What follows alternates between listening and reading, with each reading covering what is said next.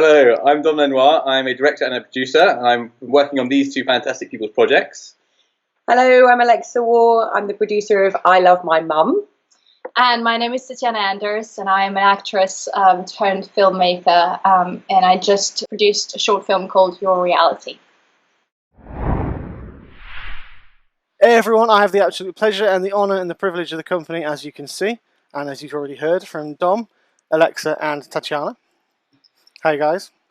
Hi. Hello. It's quite funny because I know you're all cramped around the laptop at the moment, so I've got half of the two girls either. Oh no, it's a full on my little screen. It's full, but on this big screen, it only shows half. It's like cut in half. We've only got half of them here. Yeah. We're here obviously to talk about your films. You are actresses and filmmakers and producers, which is pretty awesome. So there's like three. Not an actress, but well, you're not an actress, obviously not. Although with the, I'm not going to give it out, but with that username that you've got there, you know, Dom, that you try to hide. That's hers, yeah. Yeah. We won't tell the audience what that one is. No. Bombard Tatjana then, wouldn't it? But yeah, no, I'm still sure it's yours, to be fair. Just changed the name last minute. Anyway, so yeah, here to chat about your films, which you've got coming out, and also the success of Winter Ridge, which you spoke to me about, must be about 2 years ago. It was a very long time, yeah. I think it was when we were just starting off. And yeah, obviously we've gone through the whole process of the cinema run and all the festivals and everything really, and it's kind of out on the other end. Won loads of awards, did really well on the cinema, and then that's kind of how I ended up working on Alexa's film, I Love My Mum, because we wanted to do another cinema run. Mm-hmm. And fantastic. Then on the I Love My Mum cinema run tour, I met Tatjana again, and we were just talking about her film, and then somehow ended up on that as well. Yeah, Dom is just really good at getting the films out there, because I feel like so many filmmakers make amazing films, but if you're independent, it's actually really hard to get them seen. And I think it feels like Dom, because he's done it with Winter Ridge and now with I Love My Mum, has a bit more of an understanding of how to go about it and spread the word and get it out there and get it actually seen. Because at the end of the day, you know, if you make a film and hardly anyone sees it, it's kind of a bit of a shame. It is, yeah. And I mean, yeah, I speak to loads, as Dom knows, loads of independent filmmakers. You know, I've sort of trying to champion that as well, because I truly believe that it is an industry that, like you say, you just needs to get out there. And you know, I'm not exactly big on the thing, but it's whatever support you can, you know, it can be pushed to get independent film out there. It's just because I mean, I prefer some of them to Hollywood. I mean, if you listen to some of the interviews, I'll just sit there and say I prefer some independent films. I actually prefer to Hollywood blockbusters, because you get more story in there. You get more, you know, you guys more passion, because you're all involved in this, in wanting that product. You've all got your heart involved in it, whereas like Hollywood, I mean, I'm not dissing Hollywood, because I'm sure everyone would love to be getting paid, you know, $60-80 million for a film, but you know, when it gets to that stage, I think sadly a lot of them probably just end up, they're so busy they churn it out and do it, they don't see other cast and stuff, whereas an independent film, it's so involved with everybody, so the final product, you do see that on the screen, and as someone who watches a lot of them, it's, you know, they're a lot more personal, I feel. There's a lot more heart to it, definitely. Yeah, and the whole marketing behind an independent film is like you've got to do it yourself, and you've got to kind of go out and reach the channels, and you know, people like you that are kind of helping independent film is fantastic, and you get reviews and all that stuff kind of builds into how the festival run works, because you don't just have like tens of thousands of pounds to throw at something in like billboards on a bus like the bigger films do. You've got to piece it together bit by bit and build awareness on every project. Exactly. I mean, you know, I know some budgets you'll be lucky to get a Del Boy van three-wheeler with the labels. Obviously, the comment about the Del Boy van was flippant, I know, but it's kind of, it is true. I mean, the budgets. I mean, I spoke to someone, and I think the budget for the entire film was less than the budget for the food budget for the last Star Wars film, if I remember rightly, just for the catering. And it puts it into perspective, because you guys work so hard, and like you say, when you've got to do the self promotion, it's not what people see on the film. What people see, you know, they'll see you on the screen, they see you successful, they see you, you know, on the big screen. What they don't see is the hours and hours, the sleepless nights that you guys have got either going out and promoting the film, actually working on it, doing the editing and everything first, and then actually doing the promotion. It's a labour of love. So you might see a credit for. Sorry, I'm talking a lot here. Sorry. So you see a credit for 2017, but it comes out in 2018. It's because that's 12 months. You've not done anything. It's the fact you spent 12 months working solidly, just to promote and get that film out and get it seen. And it's just brilliant how much hard work goes into it. I think people who are not in the film industry just really don't realize how much money marketing costs and how much work it is. Exactly as you just mentioned, it's just ridiculous. You'd think that most of the budget goes on the production, and paying all the people. But yeah, post-production obviously takes quite a long time, and marketing as well. Yeah, I mean, when we did I Love My Mum, going into the cinemas, we offered a Q&A for the audience as well. Yeah. It was really interesting to hear what they had to say, because, most people don't understand how much work goes in. And when you say, we shot this 2 years ago or 3 years ago, they're a bit like, well, why is it taking you so long to get it to where it's now? And then they come in and they say, so after you've been doing the tour around the country and we've been like battling around in like a car with like 2 or 3 of us, and they're like, so when's it going to hit the general release? Or like, when you can get your proper release? It's just like, Yeah.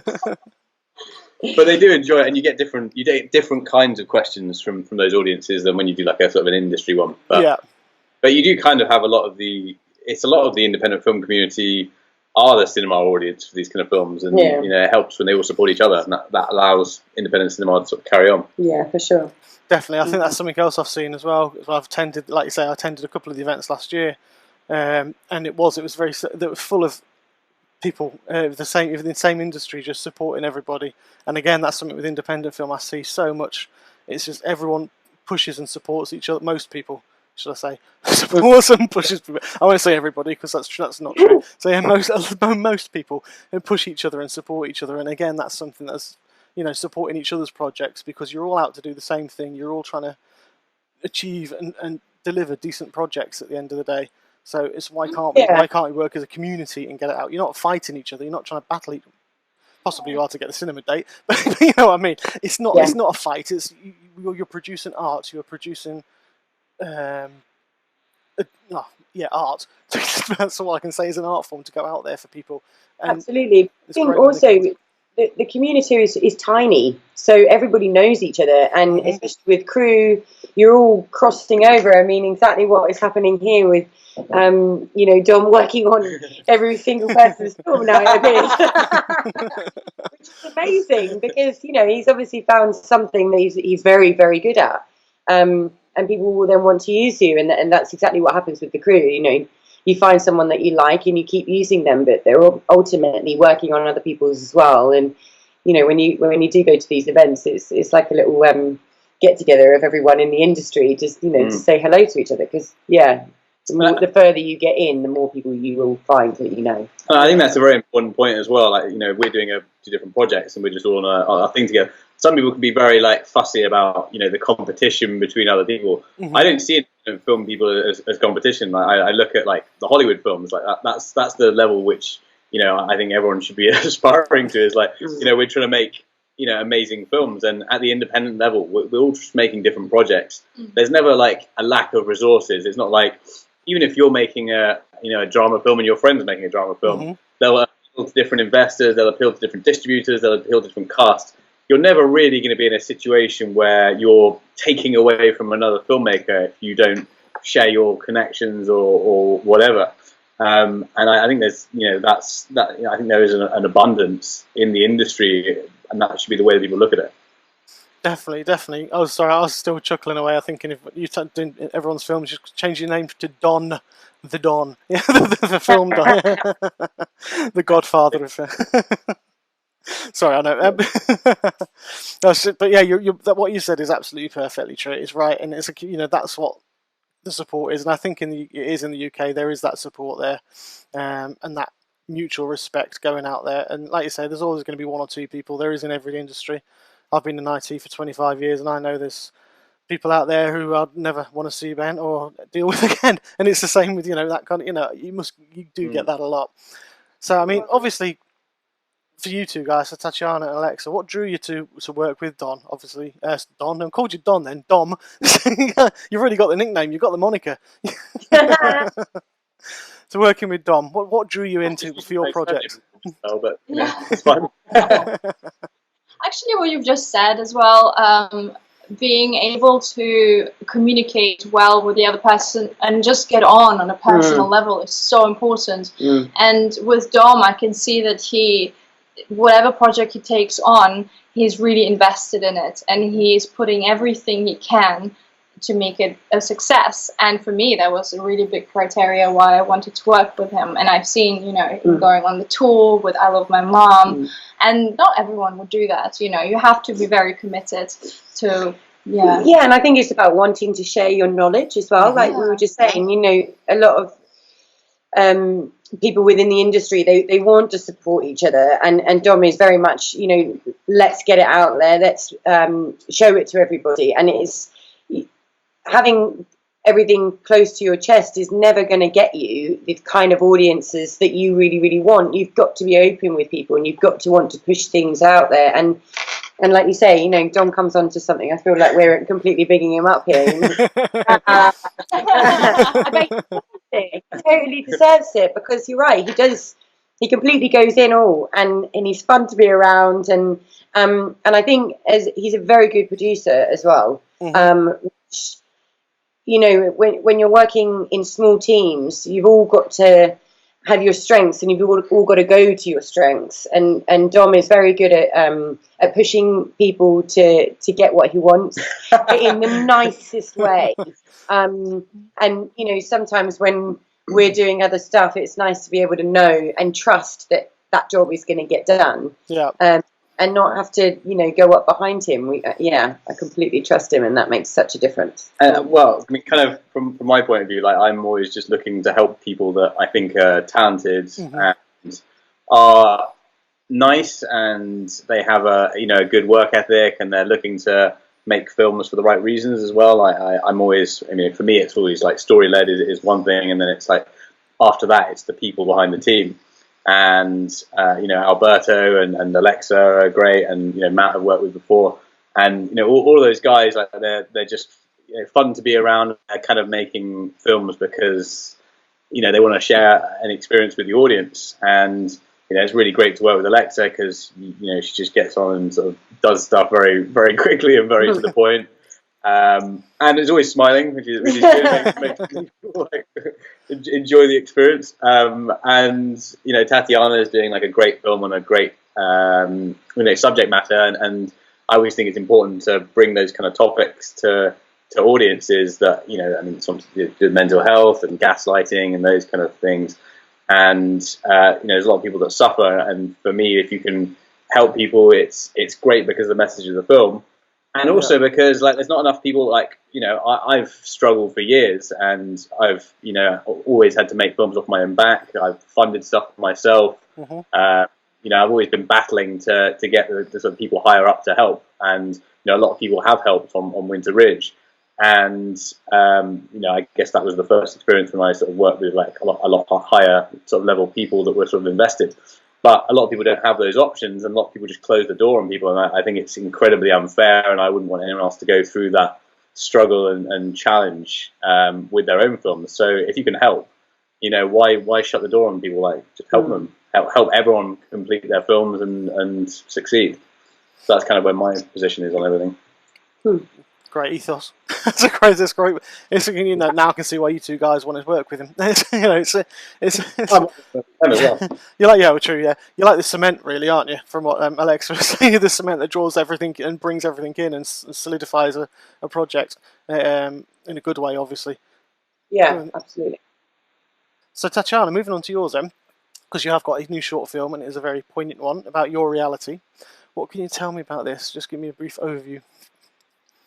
Sure. So it's a short film that I've written. I got inspired by a friend who was unfortunately in a very toxic relationship, and it dragged her down a lot. And when they broke up, it took her years to recover from it. And I was kind of just reading an article about gaslighting, and I kind of connected the dots, because you also don't really realize it. This is the reason why I'm doing it, because when you don't know that it's there, you're not looking for it. Yeah. When I read the article, I was like, oh my god, yeah, that's exactly what happened to my friend. And I started to look more into it, and I read lots of books on psychology, on gaslighting, to the point where I think if you would look into my history of like the books that I've read, people probably would assume I have a problem. No, I'm good. I'm really lucky within my relationships. But I can see we started actually doing a crowdfunding campaign for the film, to raise money, but also to raise awareness, and kind of get, spread the word. It's in a way a good marketing tool as well.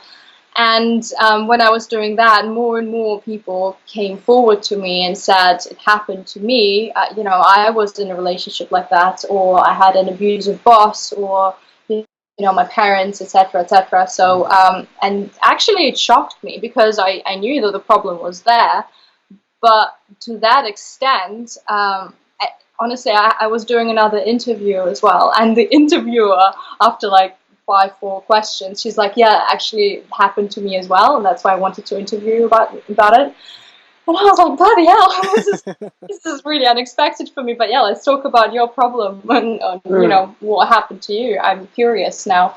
And and that's why I think it's interesting. So the story is about a woman who is relatively successful, but not quite, confident. I mean, she hasn't had any luck in relationships. So I think it does take certain people who are more prone to being gaslighted than others, because gaslighting is,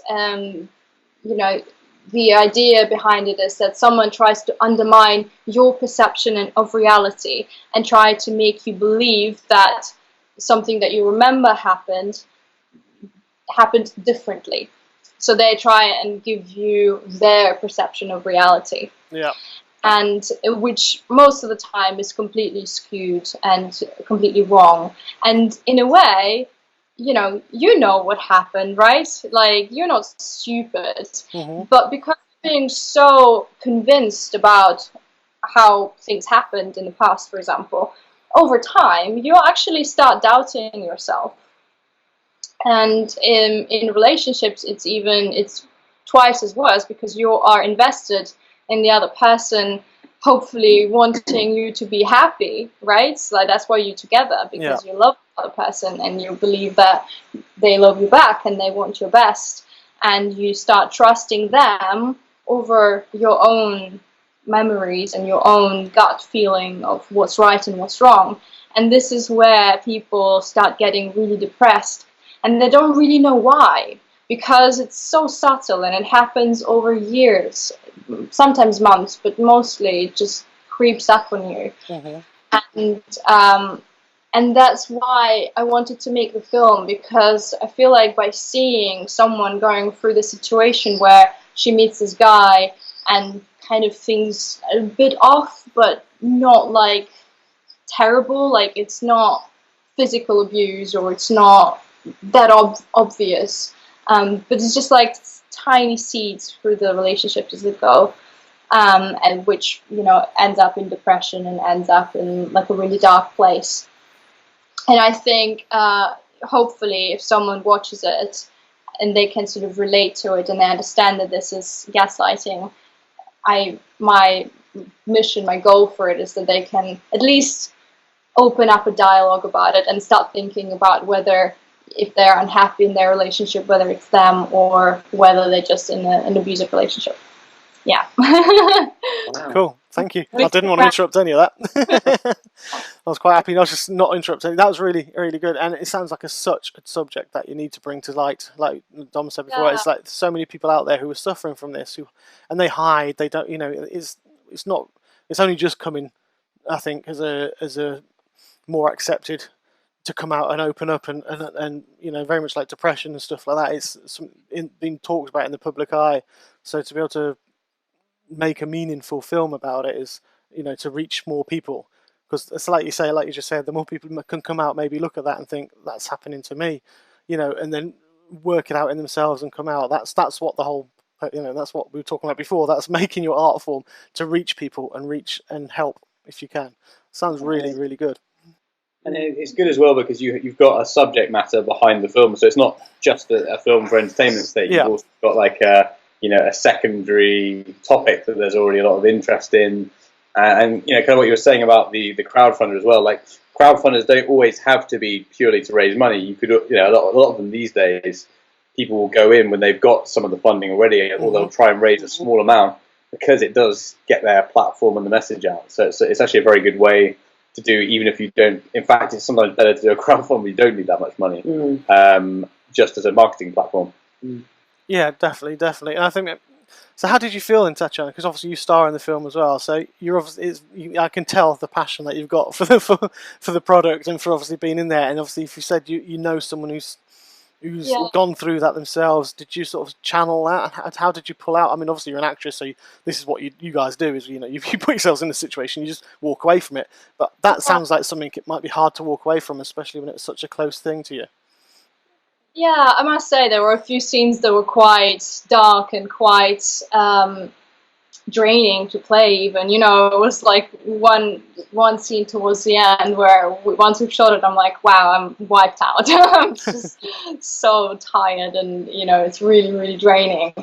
But yeah, in a way, I'm happy that we've done it and I have it behind, and I don't have to worry about it anymore. And I think I was really lucky with my crew and my cast.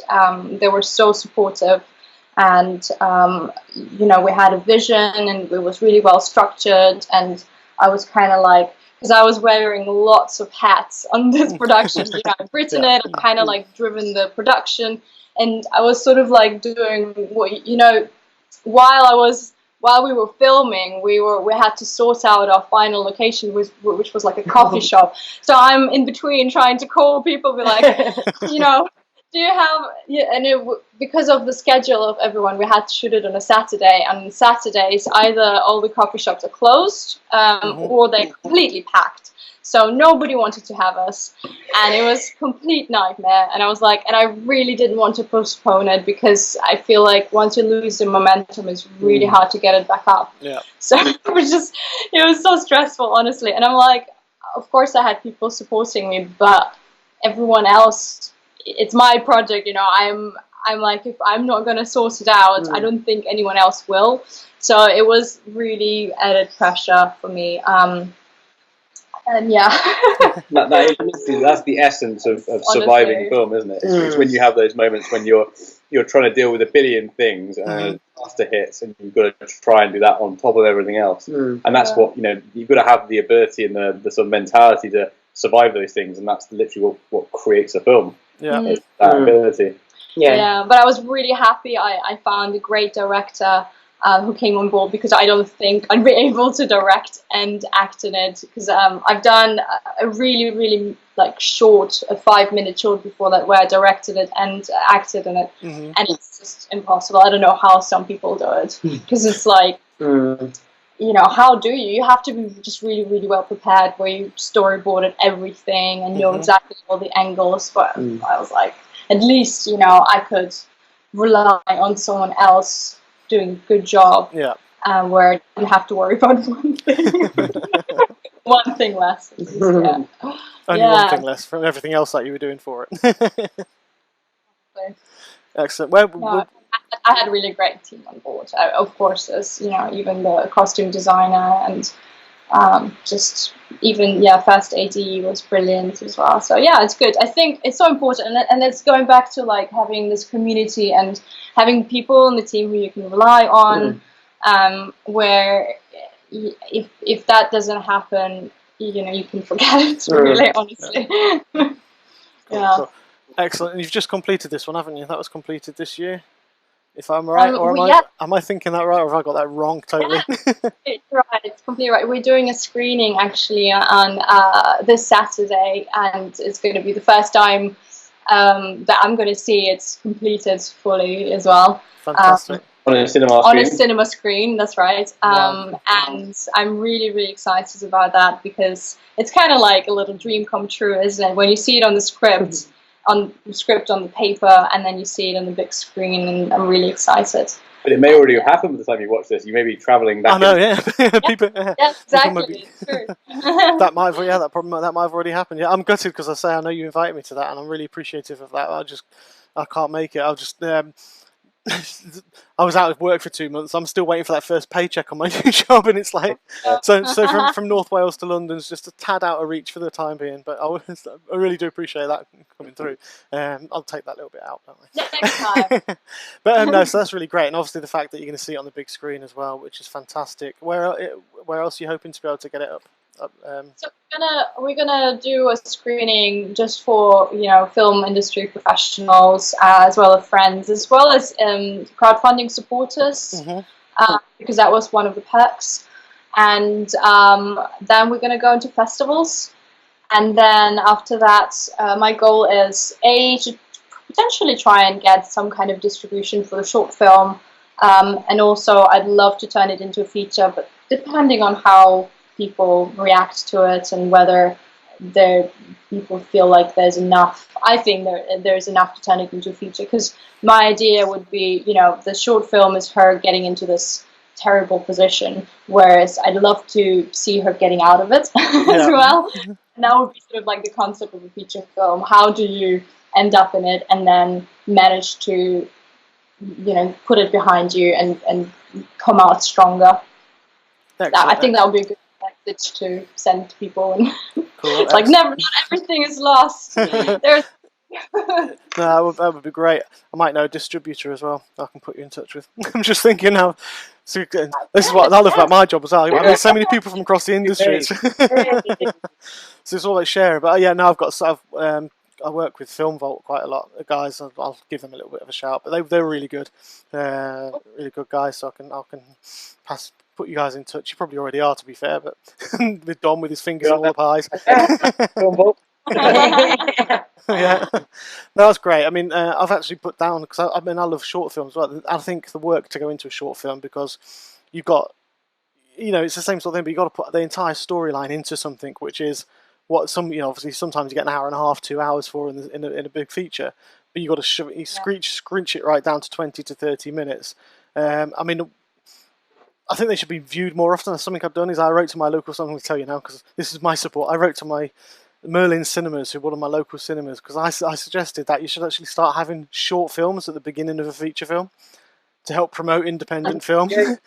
And you used to have the matinees, yeah. Now they replaced it by adverts, I think. Yeah. Make more money, eh? Yeah, get rid of the adverts. Get some That's what I say again. Get rid. You've got all that time at the beginning. You could actually have a short film, not a feature film. Short film in front of you in the main feature, and it will help promote the independent film. And get some short. I never heard back from them. Yeah. Never heard back from them, but it's I keep trying to push people like that, and so I think that's you never know exactly. If you ask, you don't get, right. Exactly. They do it in a couple of places. Yeah, they do. Not many, but they do it sometimes when they have like a premiere somewhere. They'll have a short. Yeah. So it needs to be brought back, I think. Oh yeah, yeah. The old matinee thing. I'm not that old. I can't remember them, but to be fair, long time before I was born, though. So cool. So the other film, obviously, we are here is I Love Your Mum. I love my mum. Sorry, sorry, not your mum. I love your mum as well. Yeah. I do love my mum. Yep. He's just nonchalant in the background. There. So yeah.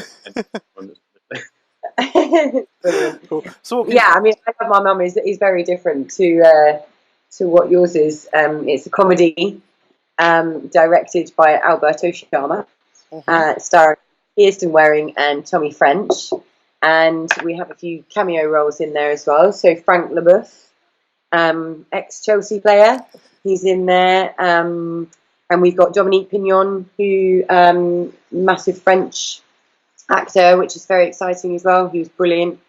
So yeah, really quite a nice cast, but it is practically a two-hander about a mother and a son who have an argument and get themselves shipped across to Morocco, and they've got to find their way back again. An argument over cheese. An argument over cheese, which is quite funny because Tommy, who plays Ron, hates cheese. Which is outrageous. So it was always, poor boy, he was always having little camembert and yeah, hated. Lovely. Camembert's horrible for me, sorry. I'm sorry. I don't like cheese very much. How cold are we talking? Like melted with a bit of rosemary on top? Yes. No. No? Yeah. Jesus. Yeah, no, I don't like cheese. I can't. I'm not a cheddar cheese. I'm just a basic cheddar cheese. That's it. I'm afraid. Right. Cheese on toast? Yeah, that's not too bad. I'm a good old common one. Good old northern food, you know. Yeah. Yeah. Cool. I mean, so that is obviously they get a trip around Europe then, don't they? Obviously trying to find their way back. Yeah, I mean, as a line producer, because I line produced this as well, it was the best job ever. We got to go to Morocco, Spain, Italy. And I say Spain, we went to Barcelona, we were in the Pyrenees, and yeah, it was just an incredible shoot. We had a really good cast with us, a really good crew. We had quite a minimal crew that came round with us for the whole thing. Mm-hmm. And then in each of the different places that we went to, so Spain and Morocco, we had a fixer that worked with us as well, and their team of people that helped us with the language and you know, locations and stuff, because obviously they know it a lot better than we do. So Morocco was a tiny crew. But yeah, they were amazing, and I remember speaking to them when I got to Spain, because they went to Italy for a week whilst I was planning the London shoot. Right. So I was here in London, and I got to Spain to meet them, and they'd had a tough time in Italy already. And I just remember sitting down and saying to everybody, "Look, this has been hard, but it's going to get harder. So if you want to leave, then now's the time." Because we essentially, what you see on the screen is exactly the same journey as what we did as crew and the cast as well. You know, we travelled in Marrakesh all the way up to Tangier, and Tommy was driving in the taxi, and we were following him, and you know, trying to move crew and kit and everything across on the planes, and yeah, it was a logistical nightmare. It was brilliant though, brilliant. And obviously I love working with Alberto, which makes a difference that once you've gone through production, you've then got to go through the edit, and you know, then get it screened. We screened it quite a few times to closed audiences to see their reaction. I mean, the first time that we showed it was over 2 hours long, and it had a completely different ending. So yeah, it's been back and forth into the edit as well, after getting lots of different people's opinions. And then getting a sales on board, and then taking it to the market, and then moving into self-distribution and getting Dom on board to help us with the cinema. Excellent. I mean, that's a fantastic journey. I mean, it sounds like a complete, really hard working, but it sounds like a great road trip, to be fair. So, you know, it's one that, you know, just, I can imagine I mean, I was picturing when you said about Morocco to Tangier and stuff, I was just picturing big 4x4s with dust flying everywhere with all the equipment on. More like 4 minis going on. No, I mean, it was just, it was so amazing. And, you know, in every independent film, and I'm sure in every studio film as well, Hollywood film, you have your ups and downs, and there's some real times that you're struggling, but that's the key to having the right team on board with you, and the right crew, and working with people that you get on with, because there will be moments of, you know, tense when you don't agree with something, and you've got to talk it out, and you know, having those honest conversations with each other can be a struggle if you're not getting on with people, which can then ultimately lead to, you know, a whole film getting canned and not being pushed out there, because people just want to give up rather than, you know, pushing through and getting it out there. So I'm very, very lucky to say that has not happened on this shoot. And the film's doing very well. Yeah, I think that's one of those things. Like for me, like the worst thing in the universe is for people to abandon a project when people have already gone through the some people I know that have just like abandoned it in a short film, or it could even be a feature that you've shot. Mm-hmm. Because of disagreements or stuff, like they just give up, and they just think that when you spend so much time and money and effort, there's just no excuse. Like, no matter what the problem is, you've got to get the article finished, even if it's not the best thing you ever wanted. At least have something to show people. And I mean, this film is interesting because I guess in a way it's a little bit like how you shoot a documentary. Like, you shoot tons and tons of footage. Mm-hmm. Alberto did loads of improvising. Yeah. Shooting their journey on the road because it was so hectic and off the rails. Yeah. So you had such a big amount to do in post-production. You kind of had a lot to 100%. I mean, this film was very much guerrilla style. We shot it very guerrilla style. The previous films that I've worked on, it's been very organised. We knew exactly what the schedule was. We knew exactly where we were, going to the locations and doing exactly what we said on the script. And we did shoot to script, but it was, those extra moments that we're all in bed and Dom's dragged the DOP out of his bed to get the sunrise shots, and Alberto, sorry. Yeah, I wasn't there. Yeah, I was going to say, yeah. We're talking about Dom too much.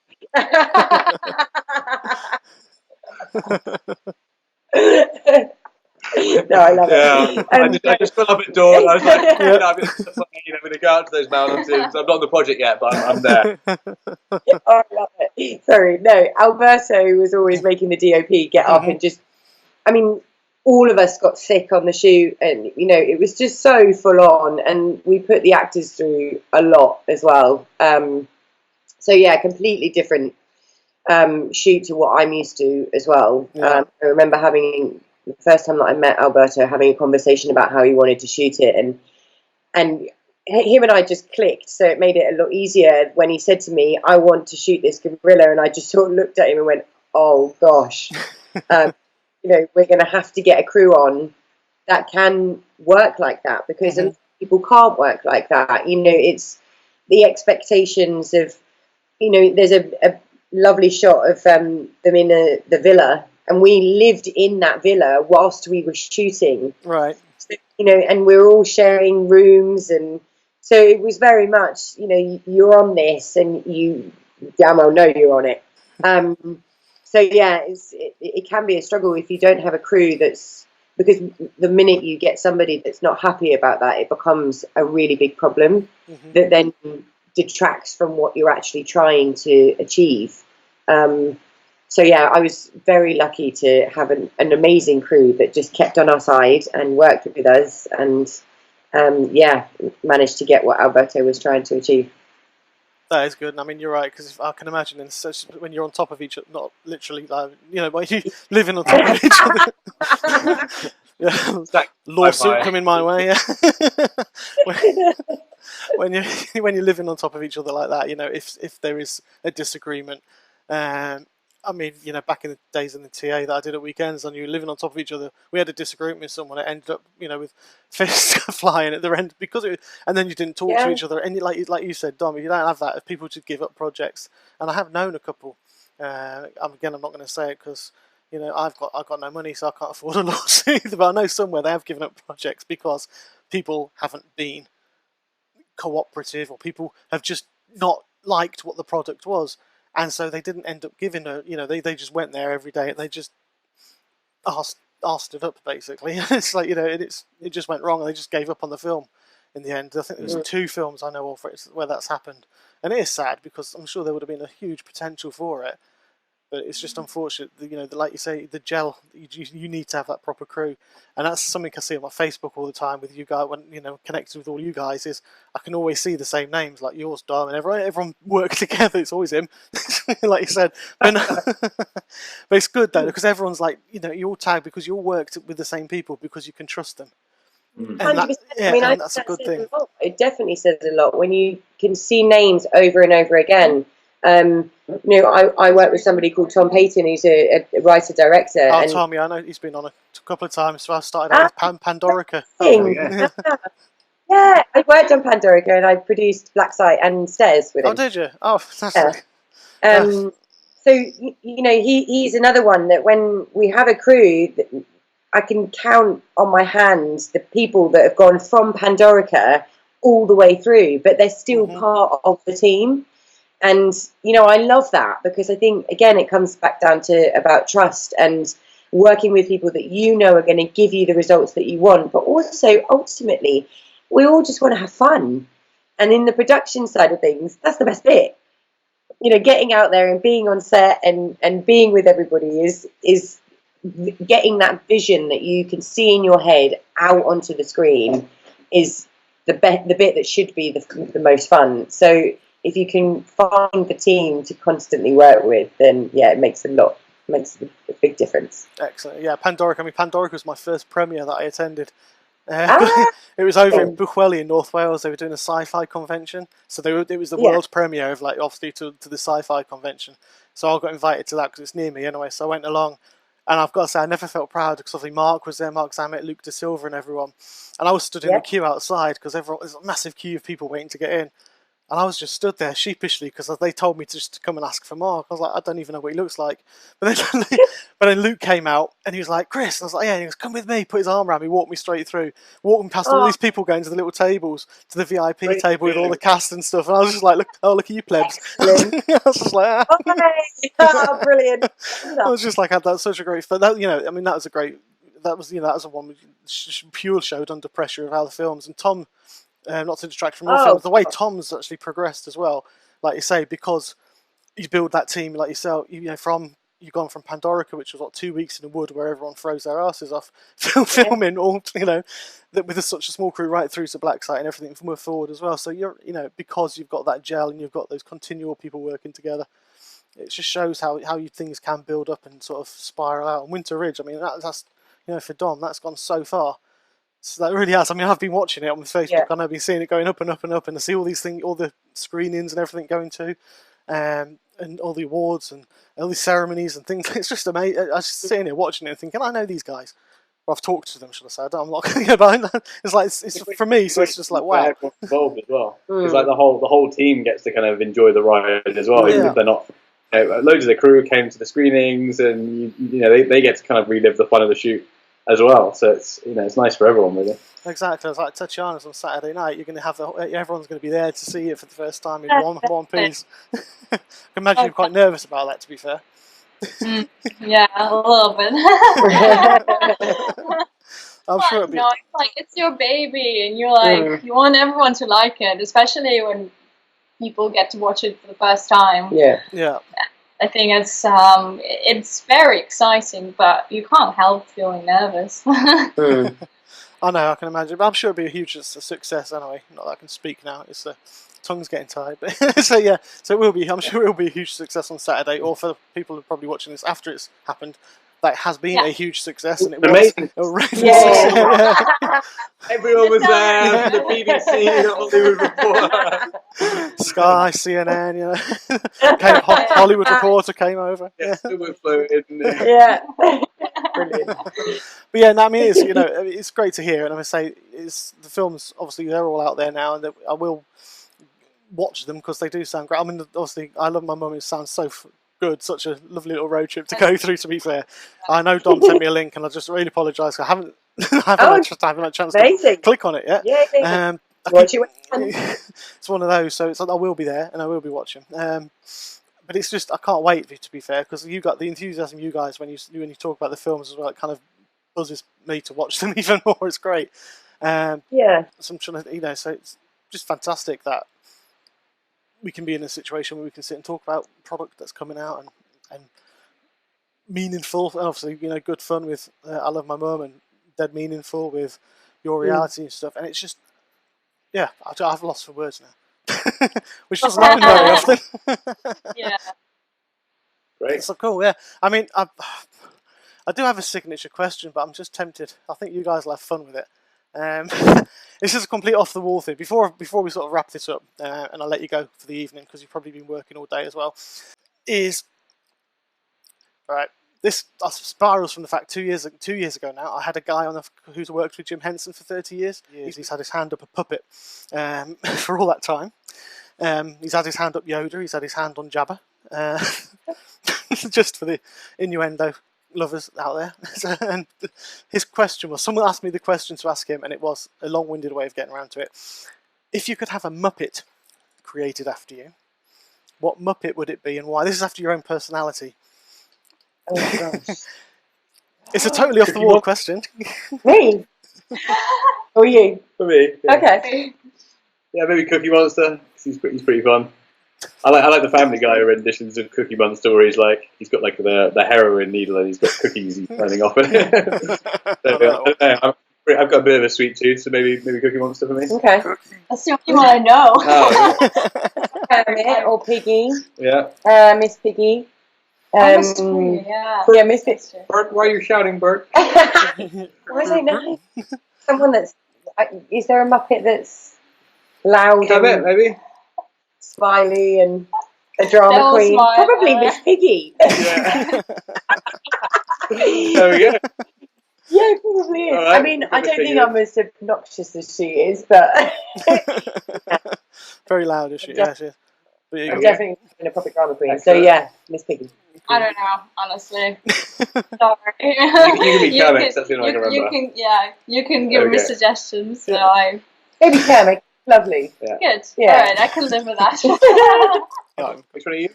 Me? I don't know. No one asks me that because I'm just boring. Oh, I don't know. I'm a mix. I guess I'm a mix of. I think I'm a bit like Fozzie Bear. Do you know what? I'm going to go and research all the Muppets and the Fuzzy Puppet Bear's a Muppets great now. one. Yeah, because I'm sure there's a better one. try to make jokes and it just doesn't happen. Waka waka waka. It's, you know. Enough of that crap. So that was just a. That's I have to ask that to everybody. So apologies for the fact that it just threw you. Is there anything you'd like to say before I stop recording to the people who are watching and listening? Just keep watching independent films because I feel like, the more people are interested in them and excited about them, the more it fuels the industry and gets us excited and gets more funding even, and it's just films that, as you mentioned in the very beginning, they have more heart and we're really passionate about it, and it's not really about the money, where with Hollywood is much more calculated business making. So I think it's a huge difference, and I think it's nice for us when people go out and watch our films. Yeah, definitely. Yeah. And keep listening to podcasts because you never know what you're going to learn and hear, and Yeah. I think my advice is never aim low. Like, make the kind of film you want to make. If you're dreaming of Hollywood films, go out and make them. Like, that's always been my goal. That's where I'm heading. That's kind of people I want to work with, and I want to go make films in America. And I think sometimes in the UK, people can be limited by the industry in terms of what they feel they can aspire to.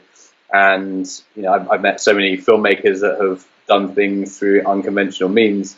And I think anything's possible if you kind of put your mind to it. And it's up to the people at the top to look at the people who are coming up and actually give them a hand, because a lot of the time there isn't the support. And I think people just need to keep trying and work with good people that can enable them to do it. Yeah, 100%. That's my advice. Good one.